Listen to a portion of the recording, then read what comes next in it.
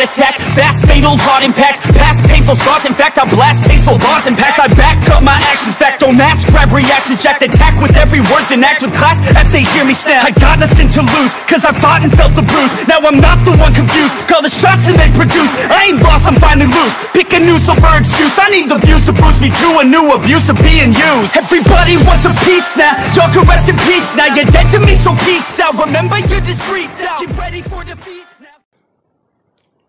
Alrighty. Hello everybody, this is Kirusho here.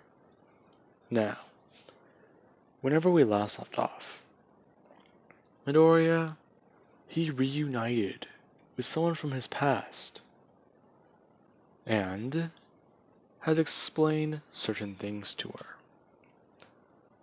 Now, you do have Midoriya. We'll pick up with him roughly 1 week later. David's shield, he's properly had a chance to sit down, eat, get a shower, and actually get some good sleep. After roughly 4 days, he began to work.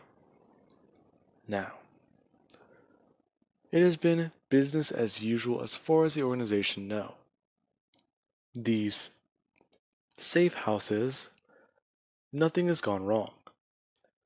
They only are told to report in whenever something is wrong, and nothing has happened. And today, David's shield presents Midoriya with something. The prototype. Midoriya, his plan is going to be quite simple. This prototype is very easy, and it's a lot more advanced. In fact, if you were to hold it in your hand, it would barely even, well, it's not even the size of your palm. It's close to it, yes, but as soon as you press the button in the center, these, well, foldable things come out and will wrap around your head. Midoriya, he is ready. And you do have the current situation. Midoriya and Bakugo, they've made a plan. Bakugo is going to make his presence known, and Midoriya is going to turn him in and capture him. He's going to quote-unquote rip out his quirk and make it look convincing. Basically, a way to make Bakugo get arrested and turned in and taken away. After that happens, Endeavor will be able to help out. Now, with that being said, the plan is put into action. And Midoriya and Bakugo, Midoriya simply just teleported onto a random street. And it is very late at night. Midoriya got off the clock, and right now he's going to run a bit of errands. He's out a bit late at night because he does need to go pick up something. And he's hoping that the place is still open. Now, Midoriya, he then runs into Bakugo on the street. Bakugo beginning by making a bit of commotion, letting off large explosions into the air. And Midoriya, he does run in. Both these two commencing into a battle. Midoriya creating armored skin, and rushing towards Bakugo, being able to sock him across the face as Bakugo goes to blow explosions at him. Midoriya and him fighting. Eventually, the corporation does have some people come in, and they watch as the detective is currently fighting off against the resistance leader, as they know him as. Bakugo is the face of the resistance, unaware that Endeavor, Overhaul, and a few others are actually all in charge. And Bakugo, after Midoriya basically made Bakugo force to the ground and threw his hand into his face, and Bakugo began to scream out in pain, Midoriya began to just beat him across his face, over and over and over again. He made it look a bit too convincing, because even Bakugo was thinking about letting an explosion off. Midoriya eventually just stood back up, and throwing up his hand, he let off explosions, saying that this will be a very useful quirk. And with quite a lot of people looking at the situation, Midoriya turns around and orders the men to take this man to jail. He's already gotten his quirk taken, and they send Bakugo away. Now, roughly a couple hours and a long time later, you have Bakugo, who he is put into jail, and he's just thrown into a regular cell. As far as they know, every single person here is quirkless. They're a perfectly normal individual. Nothing can go wrong.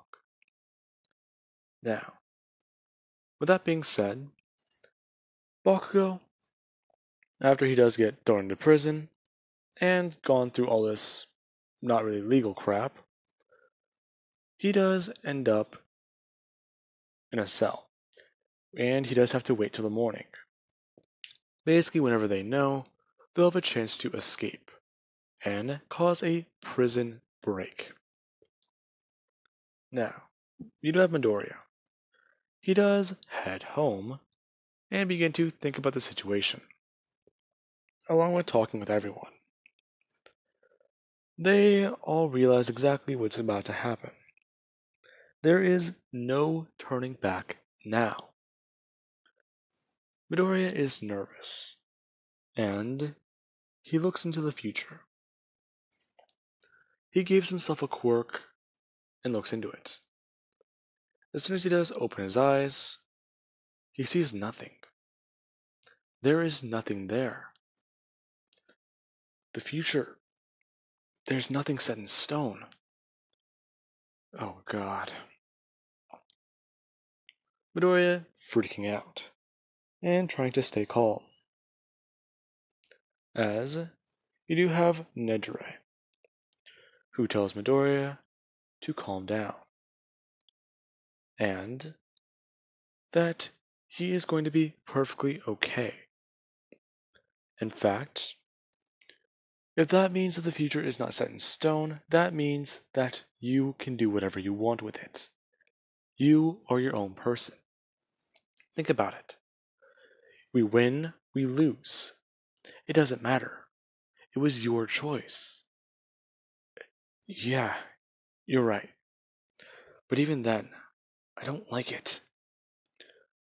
Well, neither do I. Because that basically just means that if we lose, I'm not sure what happens to me. Yeah, but still, they're just gonna rewrite you. I really don't like that word. Makes me feel like you're not in control. I know. None of us are. But that's why we're taking back. Now, Midoriya falls asleep, and he does wake up a few hours later. And he then goes to head in for work. Him and the girls. Midoriya, after talking with all of them, does give them improved versions of their quirks. Now, this is whenever Midoriya does have to make a bit of a detour, and he does head to the CEO's office. Whenever he does get there, he begins to talk with the man, who, just sitting down in a chair, informing Midoriya that what is going on right now, it's perfectly fine. He arrested Katsuki Bakugo, however he did not kill him. Why is that? Midoriya just saying that he did not want to make the man a martyr, and that if the man is a martyr, then people will rise up. The man appreciates Midoriya's loyalty. However, there is something that makes him step out of his chair and basically put his hands on the window, as smoke is rising from a place out in the distance. And that is not a very good sign. However, we'll cut over to Endeavor, who is currently lifting heavy weights in the prison yard. And Bakugo does walk up to him Endeavor surprised to see him, asking the young boy exactly what is he doing here. Really? Well, you're not spending your entire life in here. Besides, I think it's time. We all do. Ah, I see. Well then, Endeavor just turning and shouting to everyone, "Now is the time!" As Endeavor sparks with fire and flames, along with electricity. Now, Bakugo then just throws up his arms, and he just throws out a left hook as hard as he can.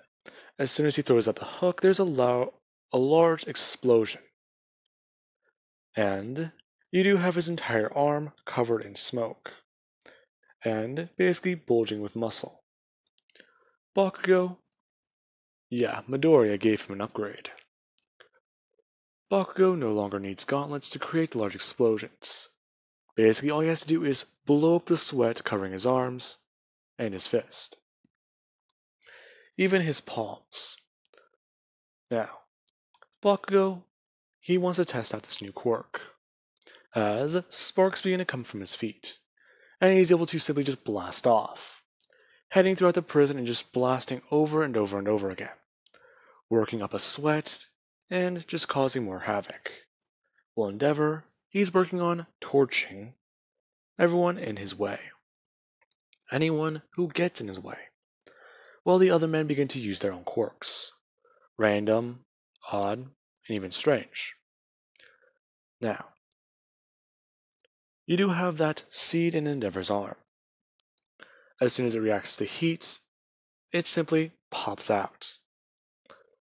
And this is what it does. It simply begins to grow, and grow more. As soon as it reaches a certain size, it turns into another Endeavor, which confuses him. This Endeavor simply just stating that he is simply a byproduct of Midoriya, and he does need extra backup.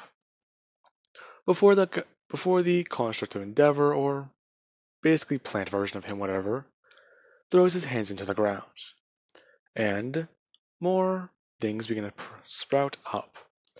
An entire army of people with quirks.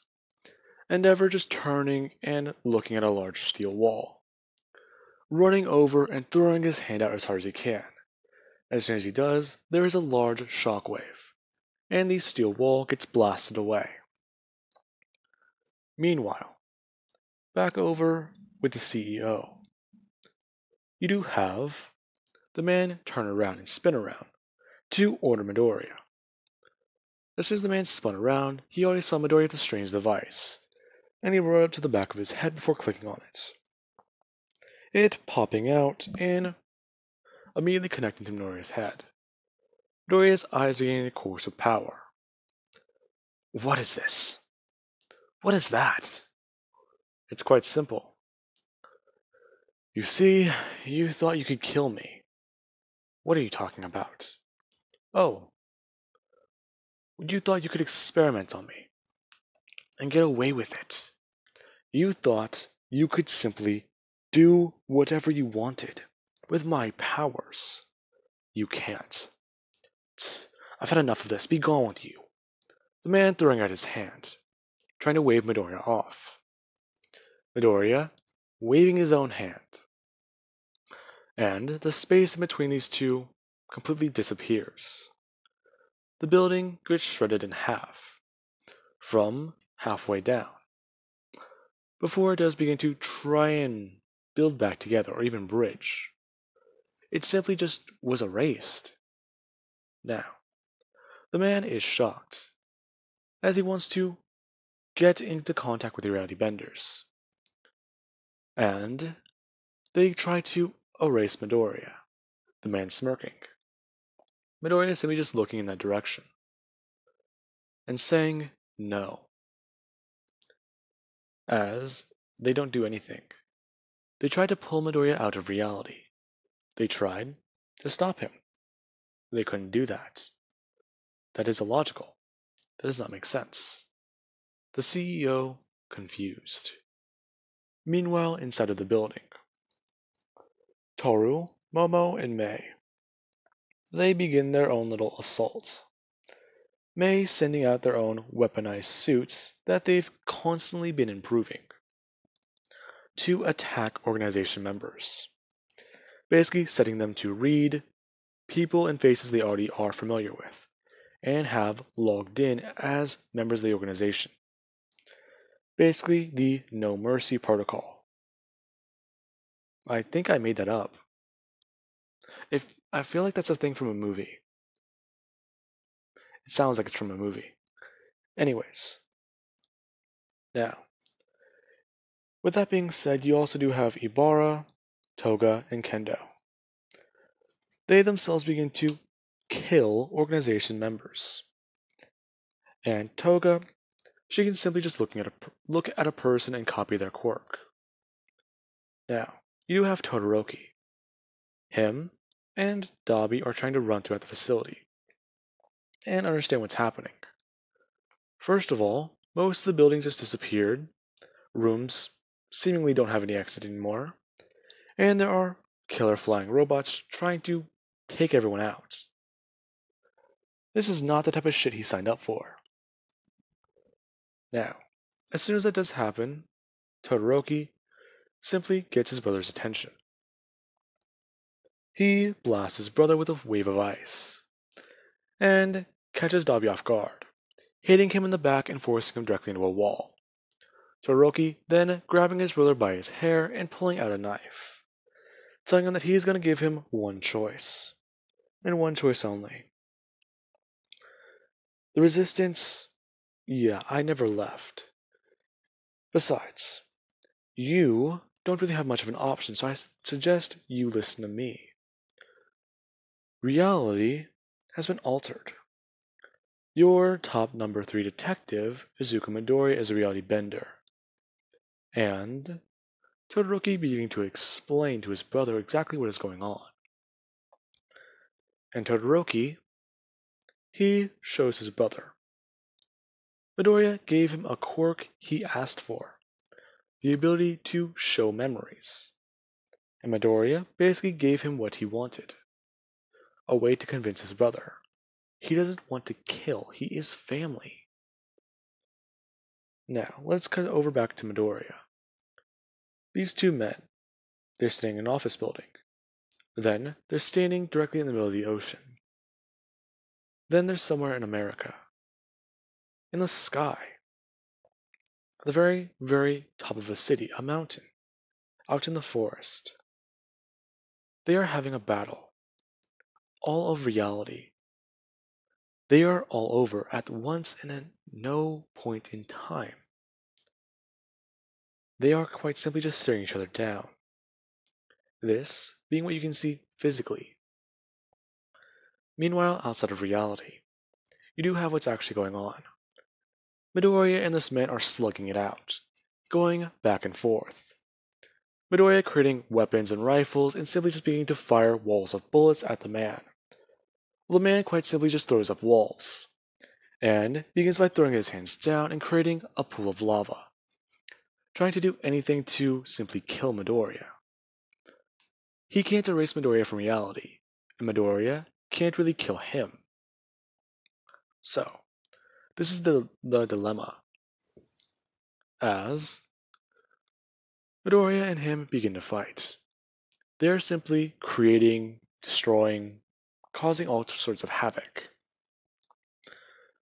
And, well, the guy does get an upper hand on Midoriya, being able to get other reality benders to gang up on him, and try to all erase him at once, all try to.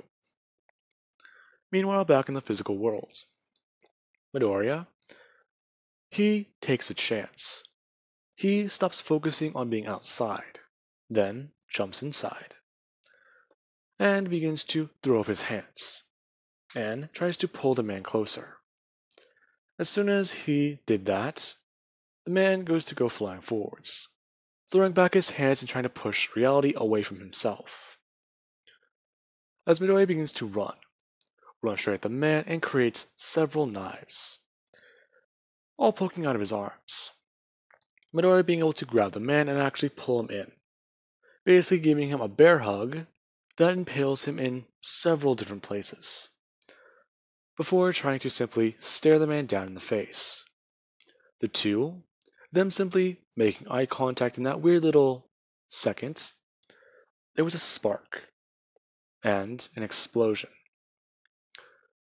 Everything below 15 levels of the building is still there. However, the entire room, top of the building, everyone within the 15 levels, they were all erased. Midoriya and the man are simply just standing there, floating in the air, floating on nothing. Midoriya is simply just telling the man to give up.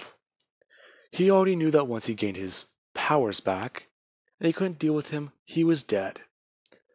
Call off everybody. No. Fine. Midoriya throwing out his hand and waving it. At one point, no one existed.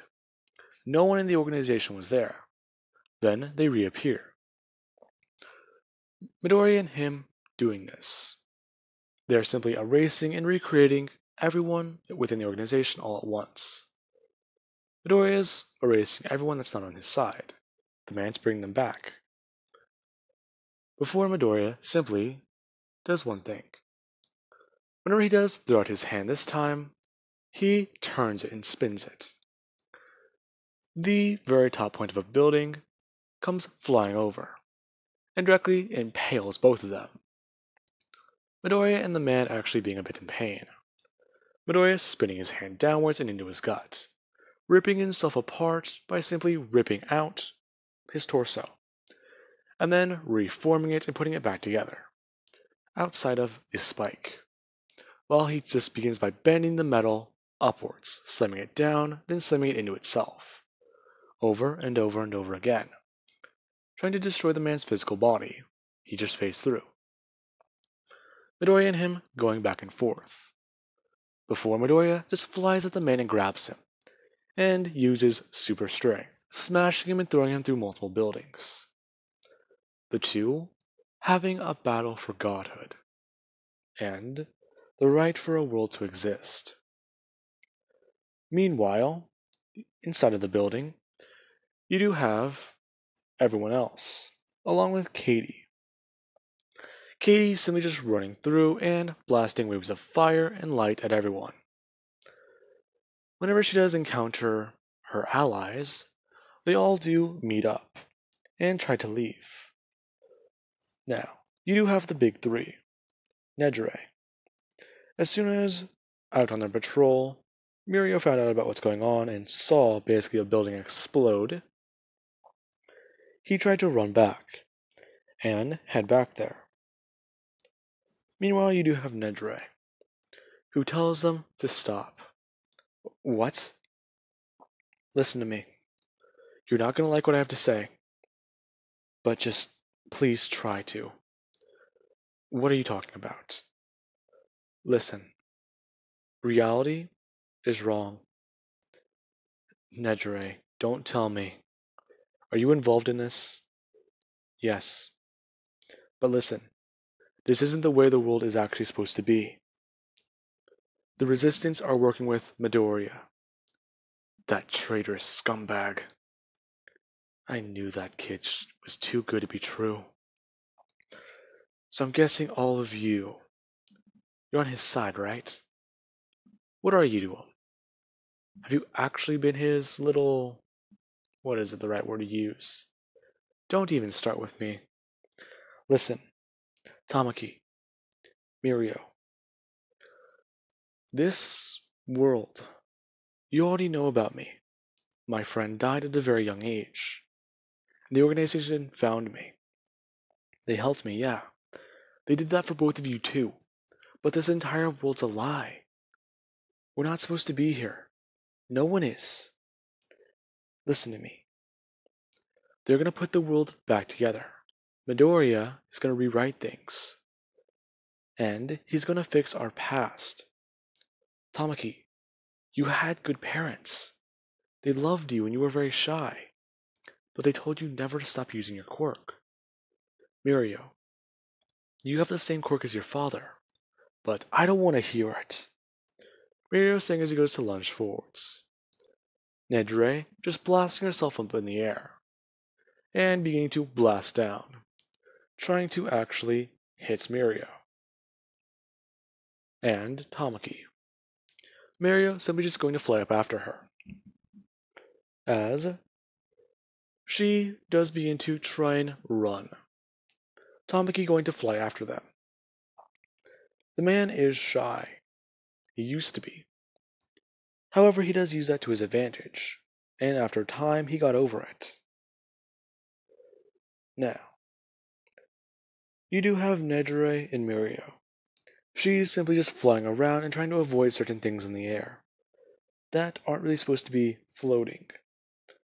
And Mirio, he's just phasing through all of them and trying to get at her, trying to catch her and take her down. He doesn't care for however long he's known her and forever how long he's actually had a bit of feelings for her. She is betraying the only people who have ever considered them to be family. And he cannot have that. Meanwhile, Midoriya. He and this man have been throwing each other through different ways and realities.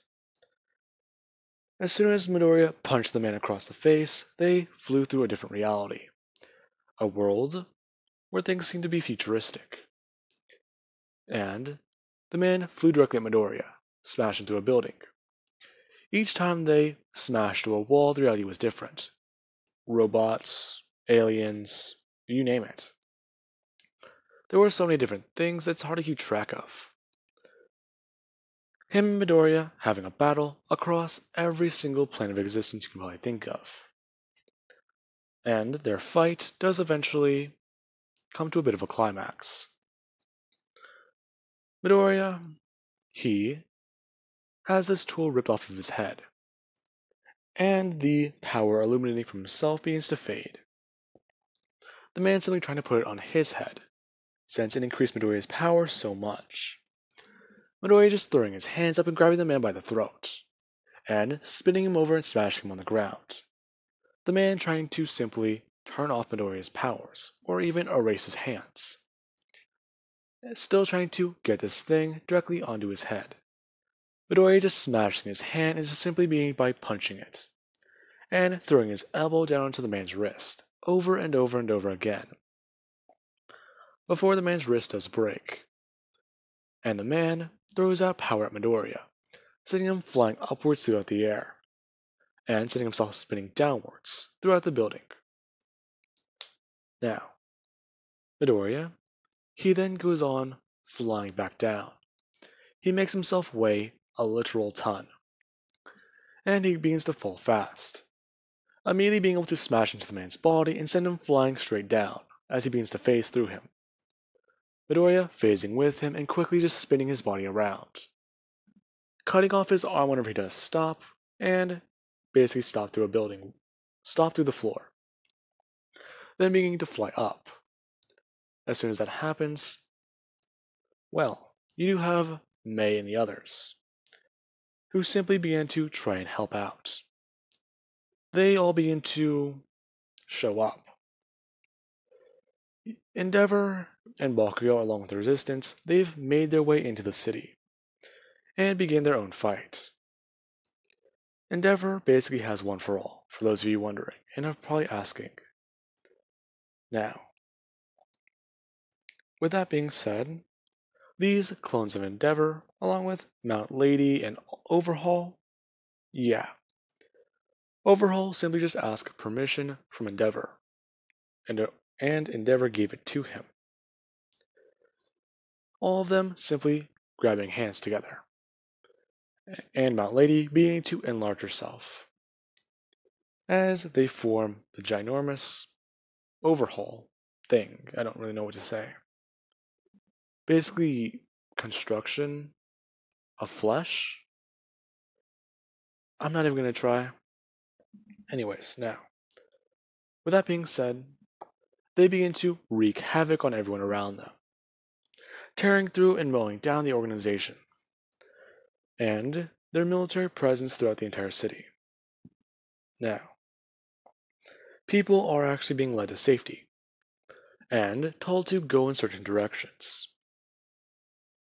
Meanwhile, back over with, well, Nejire. She's still flying throughout the air, and trying to basically run away from Mirio. Anytime she thinks that she's safe, he simply just phases through a wall and tries to grab her. And she has to fly away fast. Midori improved her quirk's speed, stamina ability, and even power. If she can land one solid hit in on Mirio, it's over. Now, Mirio keeps chasing her, and she does actually spin around and try and blast him.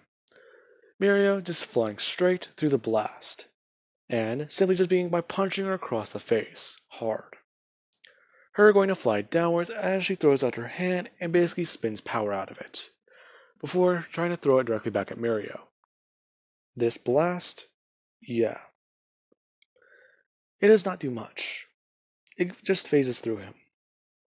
And the two begin their aerial combats. Now, with that being said,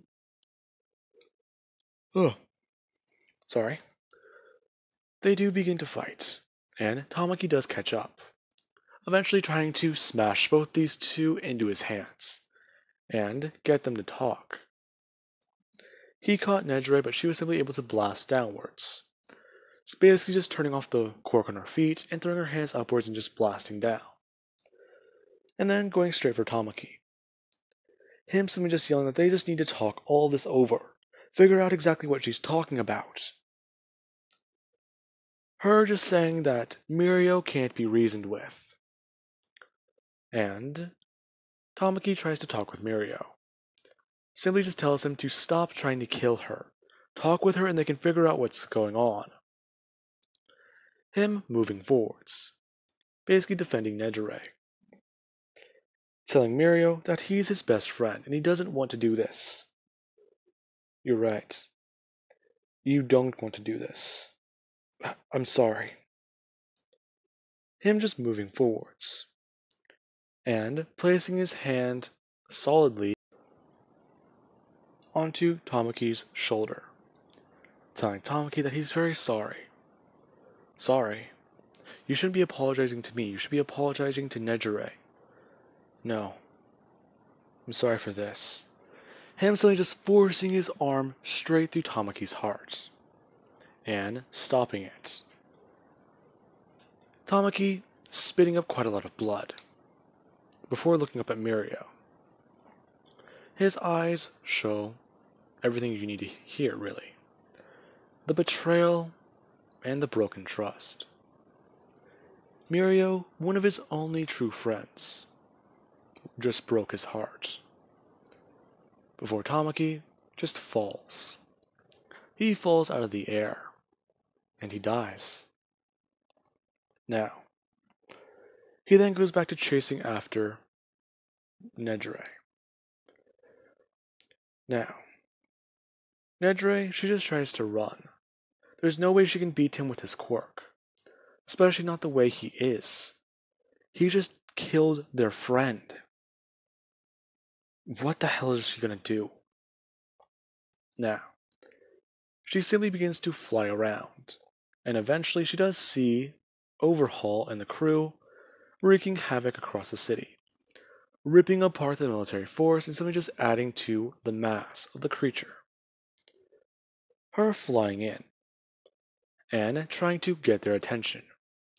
As soon as they do see her, she basically just waves out her hands, before having to throw her body weight to the side as Mirio comes flying in, trying to simply just phase through her and rip out her organs, basically.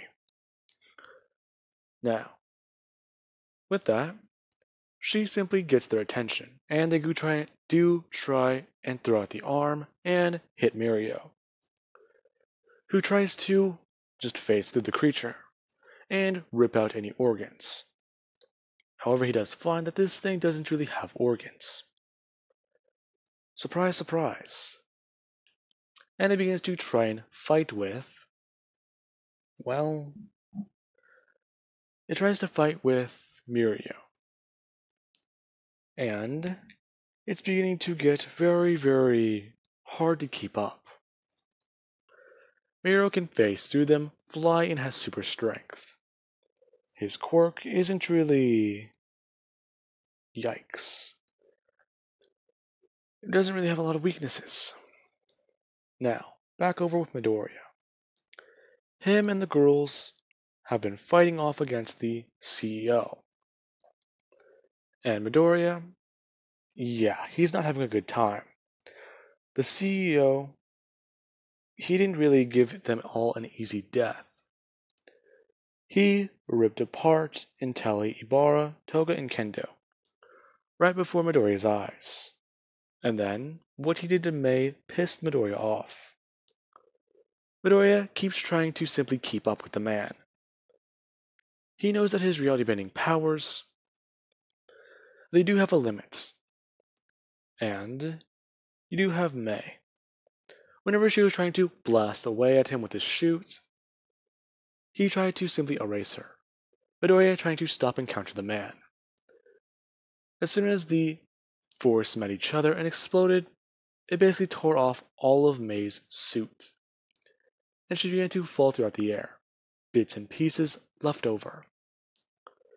And Momo tried to catch her and help her, trying to fly down and catch her. The man simply just being able to elongate his arm and grab Momo by her leg, before simply just throwing her through a building and pulling her up through the floors, and smash through it. Midoriya going to get Mei, as she's falling out of the air. Now, Midoriya, he does go in and try and get her, and he simply just increases his body weight, more, and more. Whenever he does catch her, he tries to let it all go at once, and he spins his body down, being able to catch Mei and hit the ground with a large thud. Now, with that being said, Midoriya does actually ask Mei if she is alright. And Mei, yeah, she doesn't look so good. She tells Midoriya that she doesn't know. She looks pale and, well, she doesn't look very well. Her just telling Midoriya that she can't really continue, and that she has all the suits already pre-programmed. Holding up a little piece and just saying to simply hit him with this, and everything will be fine. Midoriya grabbing it and getting back onto his feet, and setting Mei down. He tries to see exactly what is wrong with her, and he listens, and looks a bit closer. Whatever she just encountered blew away bits and pieces of her organs. It erased them.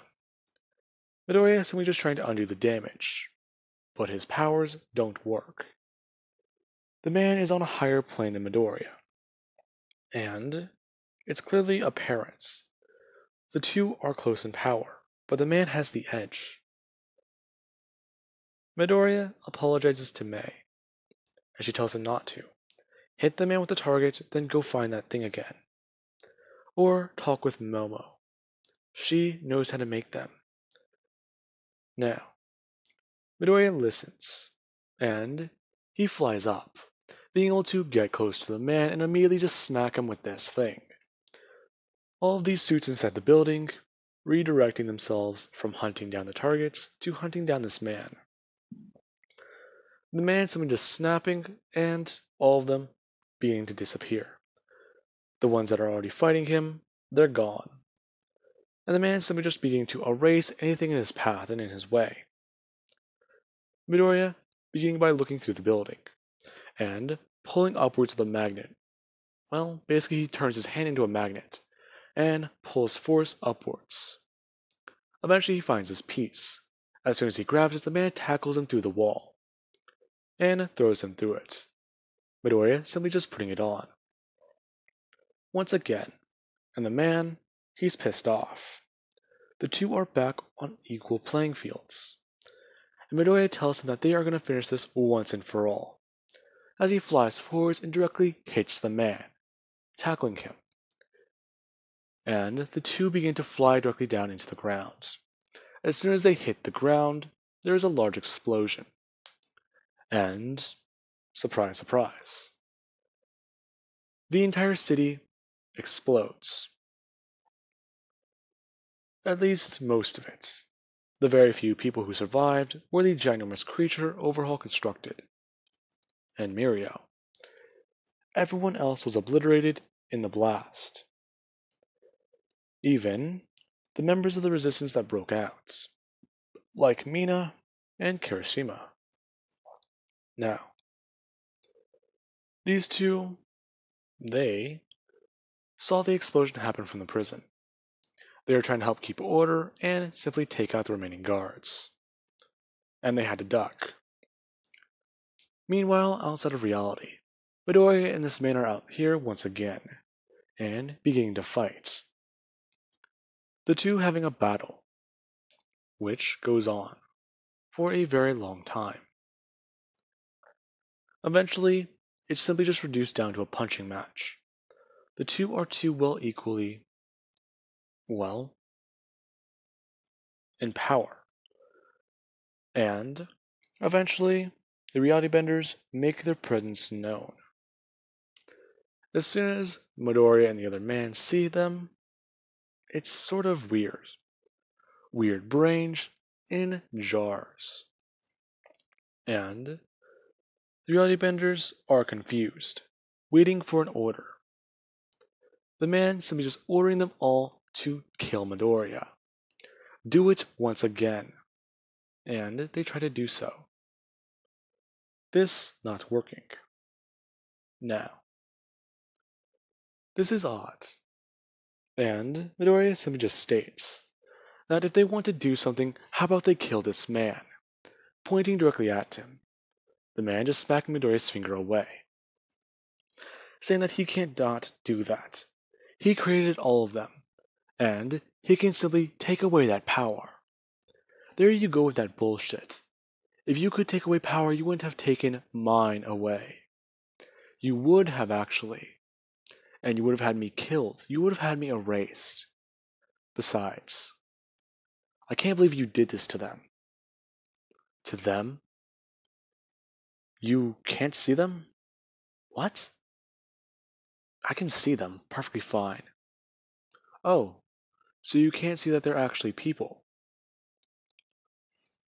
The man looking back and seeing all the members of Class 1A.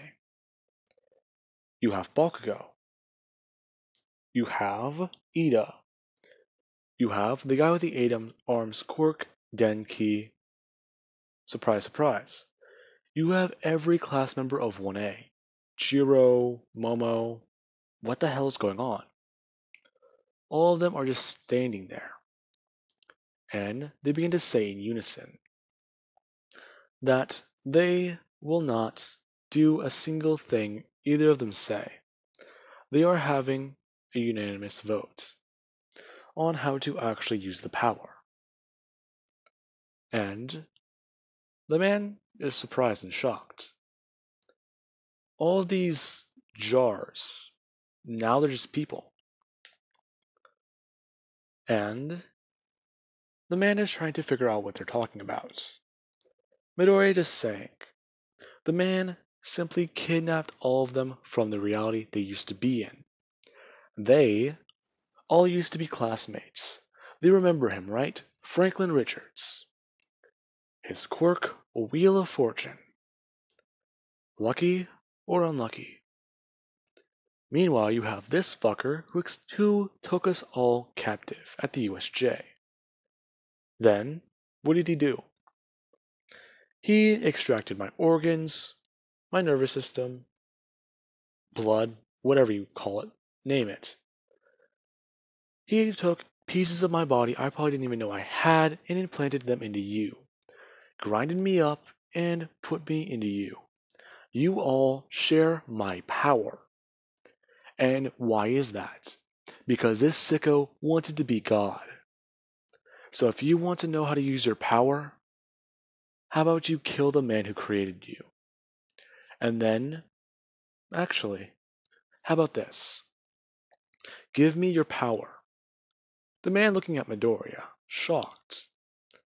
And Midoriya just says, he will grant them one request. All of them. And he has a good idea as to what it is. If they give him all of this power back, he will give them their lives. They will live it all normally. And he can promise that he will go through this burden. He's already lived through it for millennia. And he'll kill this man and set them free. Well, the man, he can't really plead a case. He's basically on trial. And the reality benders begin to speak, all of them talking with each other, only giving looks and glances, occasionally to Midoriya and this man.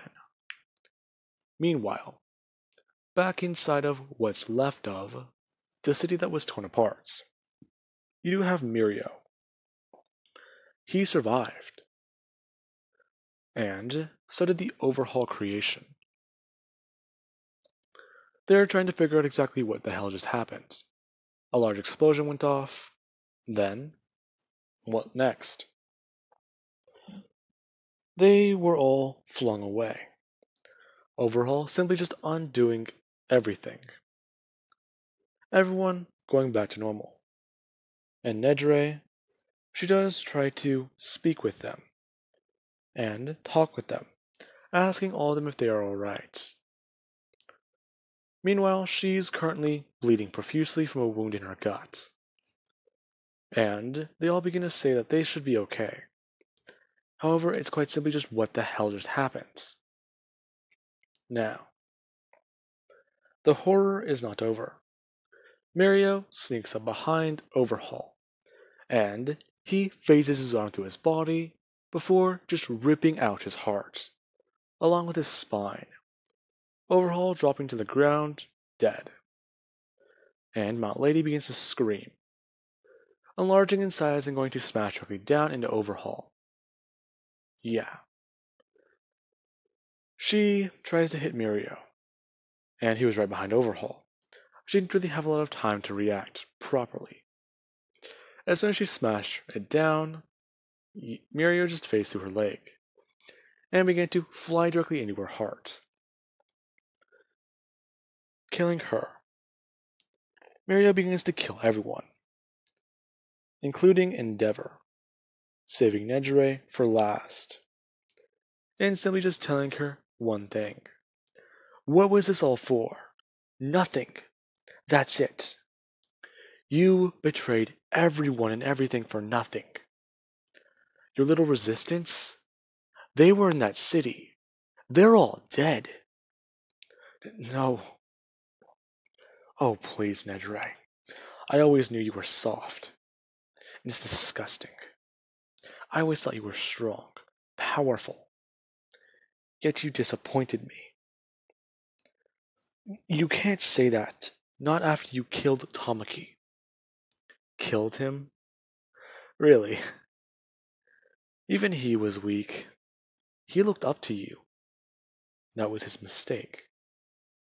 He looked up to someone who will not give mercy. Yet he gave it himself. I tried to follow by example, yet it seems like I set the wrong one. Him lunging forward, Nejire trying to fly backwards, and trying to talk with him. Before, she flies directly into a tree, Mirio falling behind her, and immediately trying to punch through her body to kill her. However, he gets impaled. He was too busy following her, and as soon as she stopped, he let loose his quirk. He stopped phasing. And, surprise, surprise, he got stabbed directly into his own heart, along with Nejire being stabbed straight through her torso. Now, Nejire and him, both of them looked down at the situation. They're both impaled on a tree limb, and their wounds are fatal. Mirio trying to phase through, and as soon as he does so, he falls onto the ground, bleeding a lot. Nedray just telling him that was stupid. It doesn't matter, you're going to die. Well, I'll at least outlive you. Besides, it doesn't matter. Really? So, you really are still that weak child, aren't you? Shut up. You don't know me. Don't I? In the reality before this, Midoriya told me, you admired someone who was a hero. Shut up. They smiled. They were the symbol of peace. I said shut up. I'll just kill you now. Nedray beginning to state, listing off things Mirio, I almost said Midoriya, has thought of. Every little piece of truth that he has in his heart, which is currently splattered all over that tree. Helsing Ultimate reference. Anyways, now, as she's listing all of this off, Mirio tries to kill her. However, he hesitates. Whenever she simply just states that he inspired people. Mirio became the type of person who simply thought anyone can do anything if they put their mind to it. And he was the type of person to bring people up instead of letting them fall. That made Mirio freeze, and somewhat fall backwards. Nedray is listing off things that he has only thought, and has been too afraid to admit to himself, let alone even say. And she continues on, before reminiscing about their childhood, and talking about how things used to be. Before she finally dies, along with Mirio. Now, the only two people remaining left alive that are still in the story are the Reality Benders and Midoriya, along with the CEO.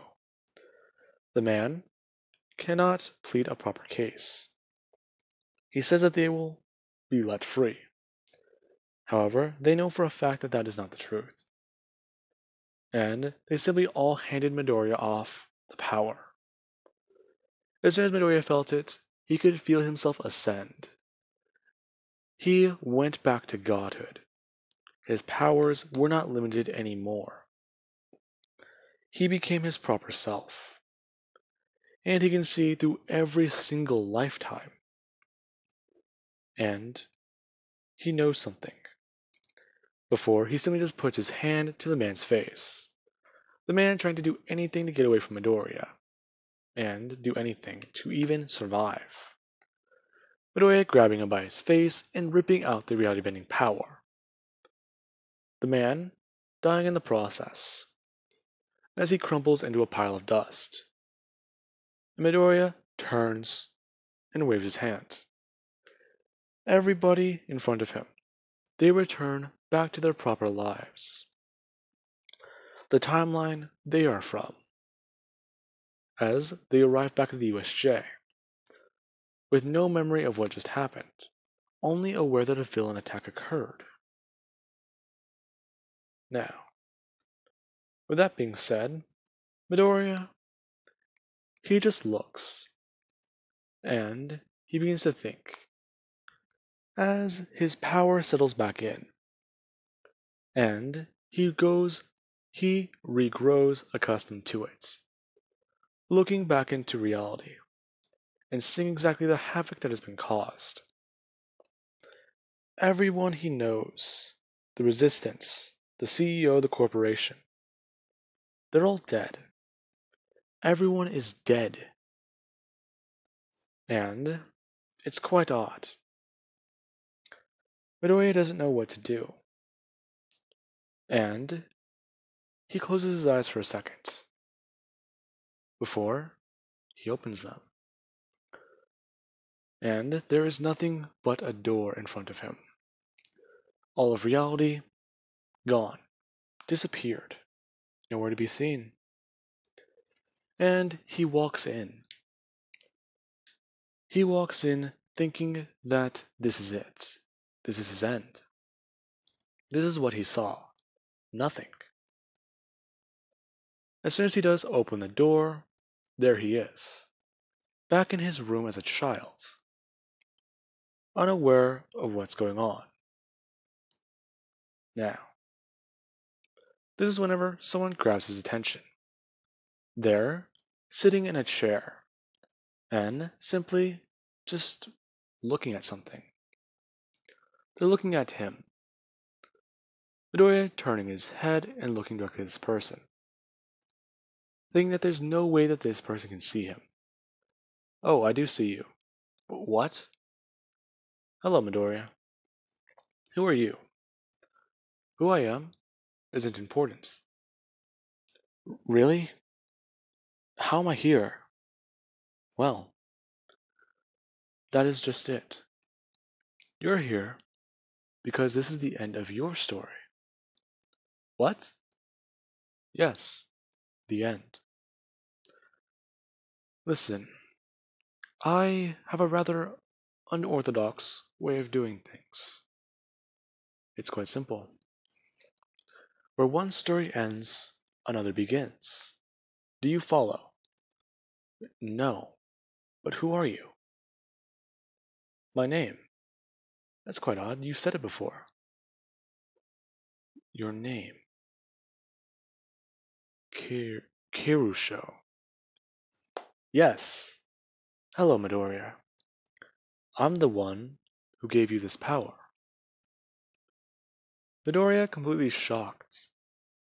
This man he's talking to. Is that your actual name? What? Oh no, no. I have many names. Many different tales, many different stories. I just chose to go by the name I felt that you would be most comfortable with. Why? Because that is what I am. I am a creator. I create stories and tales. However, sometimes I don't know how to give an ending. So I'm letting you choose yours. What? Yes. Here we are. This is your timeline. No, it's not. Really. Well, how about you go look outside that door? Midoriya doing so, seeing his mother. She is simply talking on the phone. And he asks Kirusho, exactly what is this? This is your world. I said it once again. Look, you have All Might action figures. He's here. No, this isn't. Yes, it is. Listen, there are different things I can do for you. However, there's only so many ways I can make it make sense. If I try and explain it to you, that would take eons. But, oh, don't worry.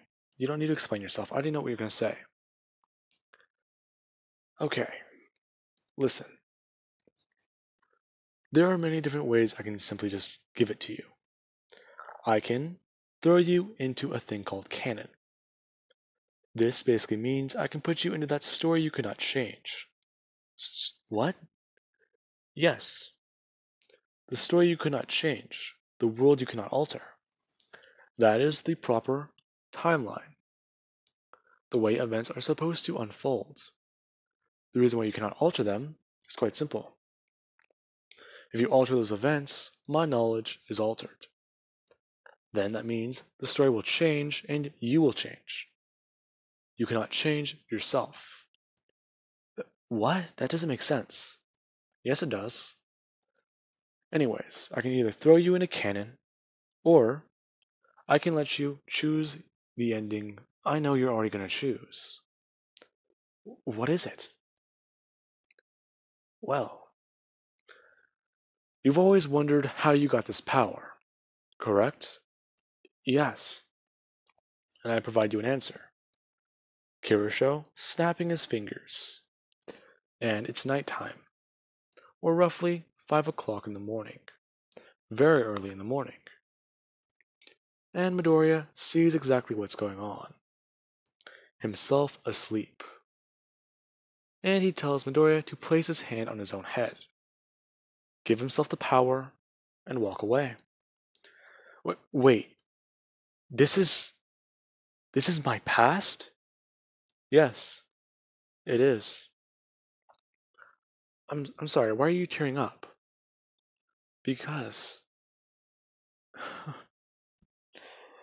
I did this to myself. Dear God. I don't understand. Why are you doing this to me? I'm not doing anything to you. In fact, you've already been created. You were a thought in the back of my mind. Whenever you're there, you already exist. You are already a reality. I simply just gave you a voice. Something to make yourself real. Something for people to see. Something for yourself. Why? Because I'm doing you a favor. Give yourself the power, then I will fulfill your request. Midoriya, hesitantly, putting his hand on his own head, and suddenly just thinking, this can't be right. This doesn't make sense. Before, there he is, once again as a child, reaching up to the stars and grabbing it. Midoriya feeling his power pull away from him. As there he is. He's a full-grown man at the age of almost 22. He just gave himself his own quirk, and he feels it for the first time. He feels human, and he turns around, asking Kirosho, what now? Well, it's quite simple. Your job here is done. Now you can properly die. What? But I don't understand. Don't you understand what? You wanted to die for millennia. Now you have the chance. Yeah, but this is all unnerving, unreal. I know. No one expects the ending. That is why you're special. You're choosing it yourself. But you don't have to explain yourself to me. I already know how you feel. Those emotions are my emotions. Those thoughts are my thoughts. Your pain is my pain. I know what you want. Midoriya snapping. Or, no, Kirosho snapping. My bad. That probably just broke the tension in the story. I don't regret it. Anyways, as soon as Kirosho snaps, there Midoriya is. He's just standing there.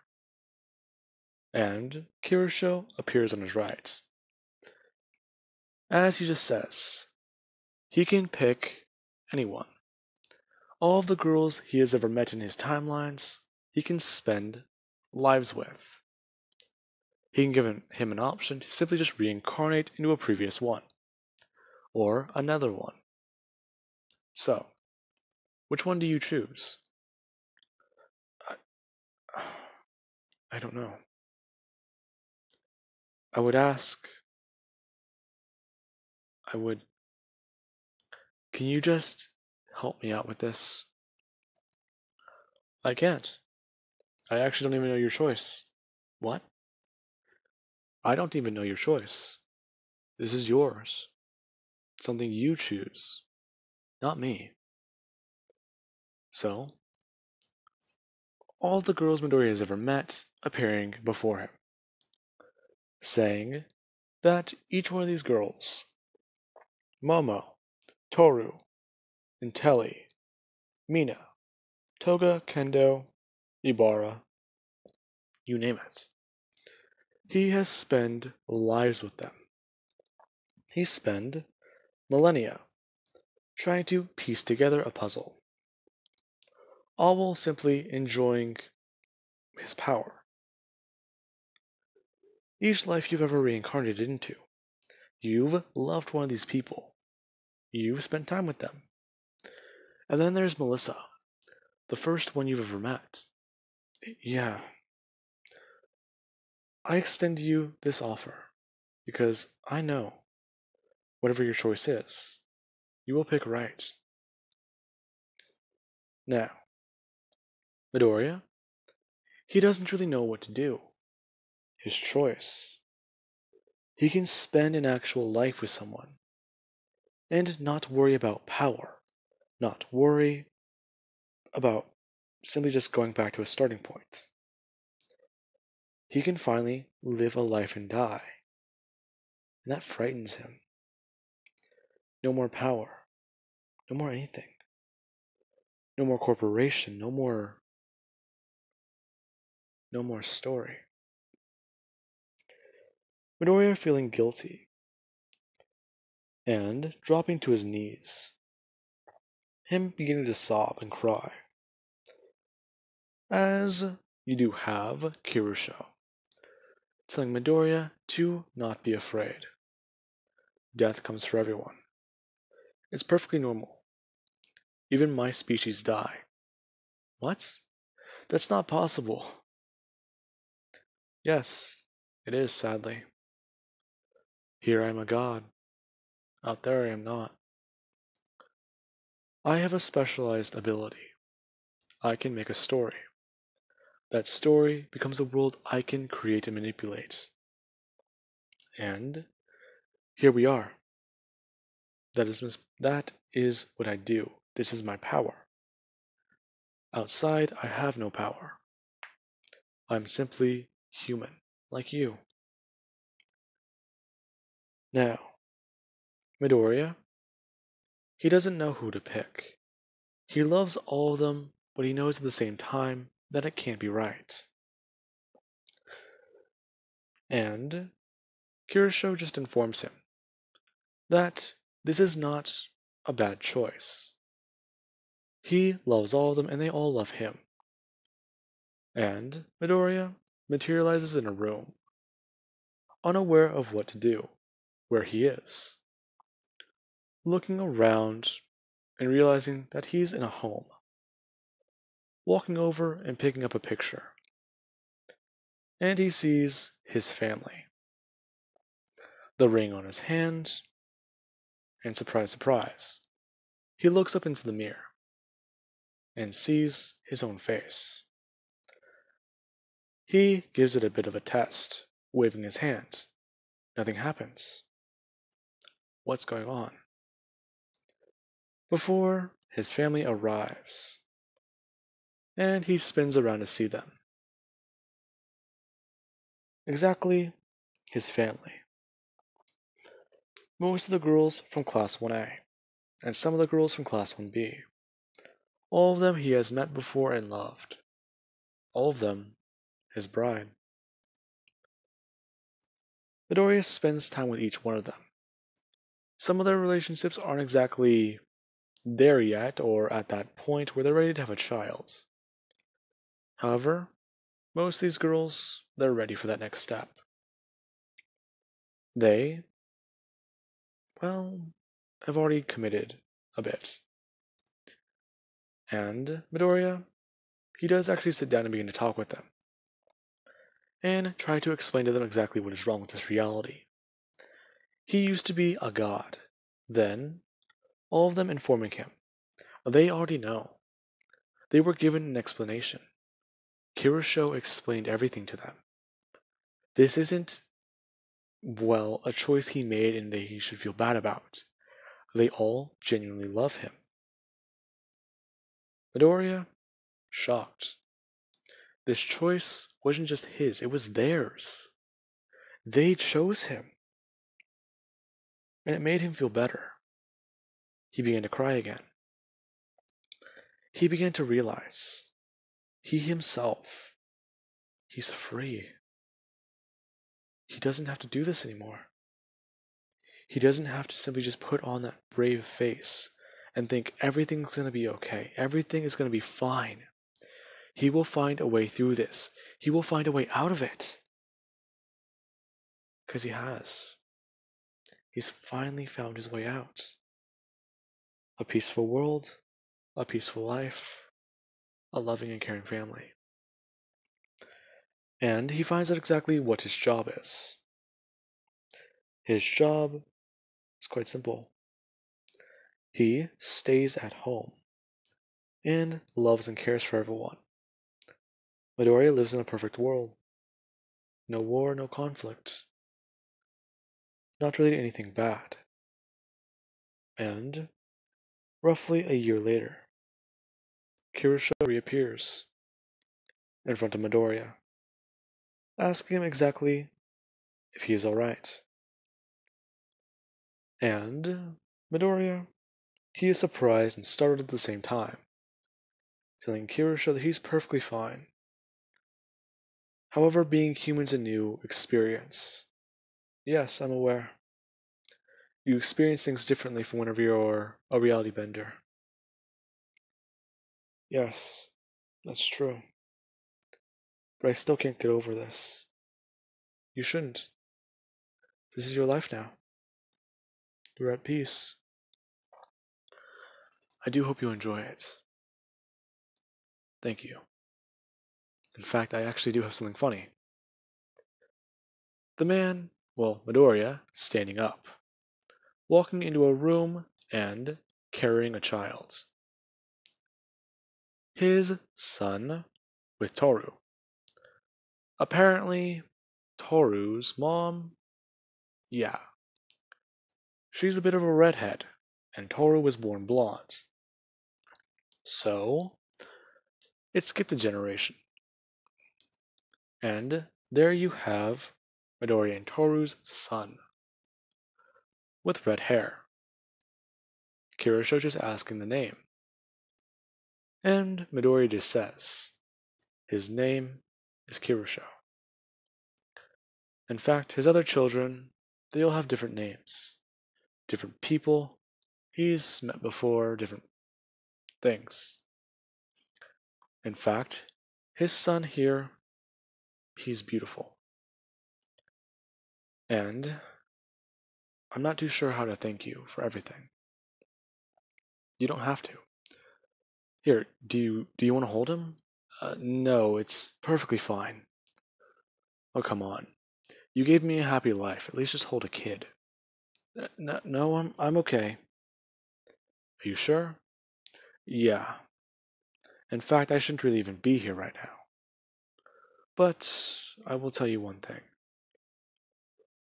Your story is over. And surprisingly, you got the happy ending. What? Oh, don't worry about it. It's a bit of a joke. What joke? I don't get it. And you shouldn't. Midoriya is smiling and caring for his son as Kirusho disappears once again. And Midoriya simply begins to live his life to the fullest, the way he should have done it the first time, as he smiles and cares for his family. Now, with that being said, holy shit, guys. This was a hard series to do. Anyways, I'm aware I'm on hiatus, and this is probably going to be the first thing I put on my channel in a week. But for those of you who do not know, I'm off of hiatus. I pre-recorded those videos that you guys are probably watching right now before you're watching this one. And shit. One hell of a way to come back. 19 videos and an hour-long ending. So, what do you guys think of this series? And how did you like it? Because well, I was gonna end it with Midoriya just giving himself his power and walking away, and simply just saying that he picks a life to live.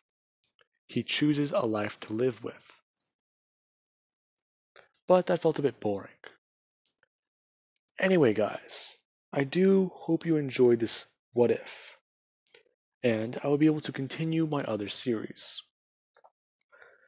If you guys do not know, this What If has stumped me